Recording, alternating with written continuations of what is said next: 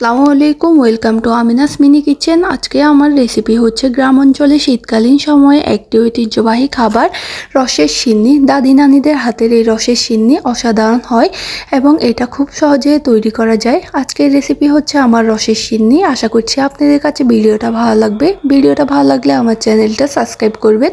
চলে যাওয়া যাক রেসিপিতে। আমি এখানে নিয়েছি খেজুরের রস। খেজুরের রসগুলো আমি আগে থেকে একটু জাল করে নিয়েছি। এখন আমি দিয়ে দিব আতপ চাল। চালগুলো দিয়ে ভালোভাবে নেড়ে দিতে হবে জানি চালগুলো দলা পেকে না যায়। দিয়ে দিব পরিমাণ মতো তেজপাতা, এলাচ, দারচিনি। এটা দিলে স্মেলটা ভালো আসবে। দিয়ে দিব নারকেল কোরানো। আপনারা আপনাদের পরিমাণ মতো দিয়ে দিবেন। আমি আমার পরিমাণ মতো দিয়ে দিচ্ছি। দিয়ে দেব পরিমাণ মতো লবণ। দিয়ে এটাকে ভালোভাবে নেড়ে চেড়ে দিব। এটাকে আমি 10 থেকে 15 মিনিট ভালোভাবে রান্না করে নিব। দেখেন বলক চলে আসছে। এটাকে আপনি যদি 10 থেকে 15 মিনিট রান্না করে নেন, দেখবেন চালগুলো সিদ্ধ হয়ে আসছে এবং রসটা শুকিয়ে কালারটা চেঞ্জ হয়ে আসছে।